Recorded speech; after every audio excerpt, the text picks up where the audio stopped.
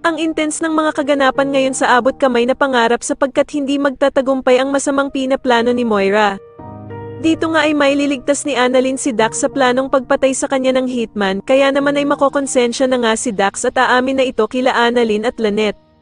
Samantala ay galit na susugudan nila Aling Susan at Diyosa sa kulungan itong si Moira, upang kamprontahin ito dahil sa ginawa niyang ang pag-utos sa hitman na patayin si Dax kasama ang mag-inang Annalyn at Lynette. Sobrang ikakagulat naman ni Moira ang gagawing pagsampal ng napakalakas sa kanya ni Aling Susan at magmamang-maangan pa nga ito sa kanyang ginawang pag-utos sa hitman. Sa kabilang banda naman ay hindi na nga mapakali itong si Moira at pupuntahan pa nga niya si Ninang para sabihin na dodoblehin niya ang kanyang bayad basta't masiguro nga lang ang pagkamatay ng star witness niyang si Dax. Dito nga ay magkakaharap na sila Dax at ang hitman ni Ninang kaya naman ay gagawin niyang panangga si Annalyn at kakalad ka rin niya nga ito palayo. Subalit hindi naman makakapayag ang hitman na makalayo itong si Dax kaya naman ay agad niya nga itong babarilin sa kanyang paa.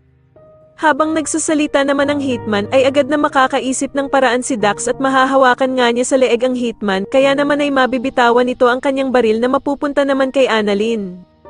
Agad namang pupulutin ni Annalyn ang baril ng hitman at itututok nga ito sa kanila, subalit kabadong kabado nga ito dahil sa hindi naman siya sanay na hawakan ang baril na ito. Kaya naman ay sisigawan siya ni Dax na kailangan niya nga daw tapusin ng gunman dahil kapag hindi niya nga daw ito binaril, ay siya ang tatapusin ng hitman na siguradong ikakalaya ni Moira sa kulungan. Sa tingin niyo dapat na nga bang hindi na makalaya ang bruhang si Moira sa kulungan at mabulok na ito dito habang buhay? Mas lalo na nga talagang nagiging exciting ang mga susunod na kaganapan kaya naman ay mas lalo pa nating abangan ang mas lalong gumigandang abot kamay na pangarap. Maraming salamat po sa inyong panonood at sana po ay masubscribe niyo ako. Maraming salamat po.